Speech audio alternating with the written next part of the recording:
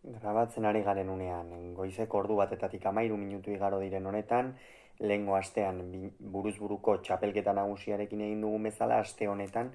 buruzburuko B serie txapelketaren analisia egingo dugu horretarako, gogoratu behar da, txapelketa hasi aurretik grabatu genuela bideo bat, pronostikoak eta analisiak eginez, eta gaur pronostiko horien aitzakipean edo, hori nola geratu den e, azalduko dugu. Beno, lehenik eta behin, lehen da biziko final zortziren horietan, lautik bi asmatu genituen, Zubizarreta eta Senar esan genituen.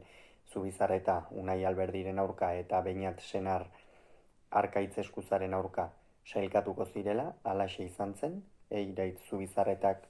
nahiko erraz eskuratu zuen garaipena Alberdiren aurka eta Senarrek ere komeria handirik ez zuen izan Eskuzaren aurka irabazteko,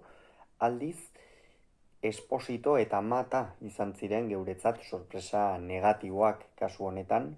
izan ere Eskirozek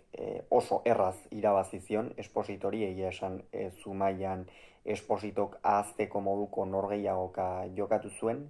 eta Joseba Aldabek ezusteko handiagoa, are handiagoa esan daiteke, eman zuela Unai Mataren aurka Tolosako Beotibarren. Honen bestez, multzoak onela geratu ziren, Eiuren Salaberria Zubizarreta eta Eskiroz batetik, eta bestetik berriz, Larrazabal Agirre, Aldabe eta Senar. Beno, bi multzo hauetan jada hemen pixka bat sakonago sartuta ezusteko handirik etzen izan. Batetik Eiguren sailkatu zen, final erdietara bigarren postuan sailkatu zen kasu honetan Azpeitiarra. Esan daiteke nahiko txapelketa gora beratxua, espero baino gora beratxuagoa jokatu zuela Eigurenek, baina final erdietara sartzeko eman zion jokatutako txapelketak, eta aldiz Salaberriak eta Zubizarretak nahiko ibilbide desberdinak izan zituzten, ez? Batetik Iker Salaberriak lehen da biziko partida galdu egin zuen, Iraitz Zubizarretaren aurka oso estu hartu zuen, kontutan hartuta Zubizarreta partida horretan izan zena, baino favoritoago zela, gogoratu behar baita Iker Salaberria zera handiekin, zalantza handiekin iritsi zela Iruñeko Labrita egun horretan, eta Iraitz Zubizarreta berriz Unai Alberdiren aurka jada norgehiagoka bat jokatuta, eta esan daiteke konfiantza handiagoarekin ere iritsi zela behar bada, baina gero bigarren jardunaldian sukarrak jota ibili zen Ataundarra, horren ondorioz Eigureni 22 eta huts eko emaitzarekin eman zitzaion garaipena, eta honen bestez hirugarren norgehiagokan dena irekita zegoela, Eigurenek eta Salaberriak egin zuten aurrera Eskiroz kanpoan geratuta. Eta aldiz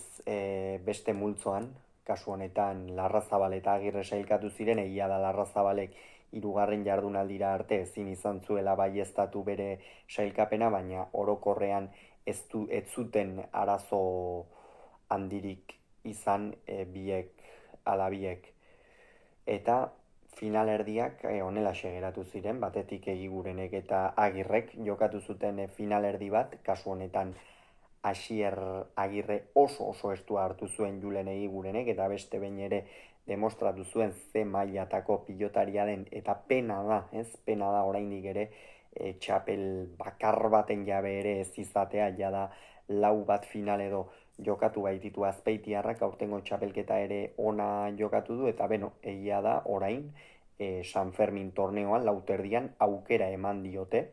Zabalaren aurka jokatu beharko du Urrestian, eta ea ze norgehiagoka ateratzen duen hor Julen Egigurenek. Eta esaten ari ginen bezala,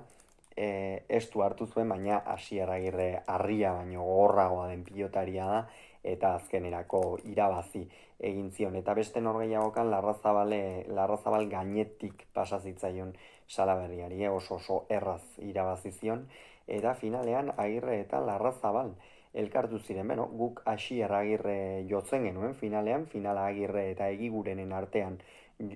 jokatuko zutela esan genuen. Agirre sailkatu zen, Egiguren ez, Larrazabal sailkatu zen, eta pentsatzen genuen, Asier Agirre favorito izango zela, baina Larrazabalek oso estu hartuta irabazi egin zion. Iker Larrazabalen ibilbidea nahiko ibilbide berezia izan da beserie txapelketa honetan, eta orokorrean buruzburuko txapelketan gogoratu behar baita nola hasi zen. Kasu honetan Peñaren aurka aurre kanporaketa bat jokatu behar izan zuen Amurrioko aurrelariak Bastidan, gero hori galdu ostean enpresak beserie txapelketa jokatzeko aukera eman zion, eta gainera titular moduan, hau da, zuzenean final laurdenetako ligaxkan sartuta, inongo final zortzirenik eta ezer jokatu gabe, eta azkenerako txapeldun atera da. Benetan pozgarria, Larrazabal bezalako pilotari batek horrelako txapel bat eskuratzea, pilotari gaztea baita, oraindik ere profesionaletan bide luzea egiteko daukana, eta oraindik baita ere noski bide luze ez ezik oraindik ere garatzeko asko daukan pilotaria da Larrazabal, baina urtengo promozio mailan erakutsi du jada pixkanaka heldutzen ere ari dela, eta hori oso gauza positiboa da, zalantzari gabe. Hauxe beraz, esan beharreko aurrengoan gehiago izango zu, bitartean ongi izan, agur.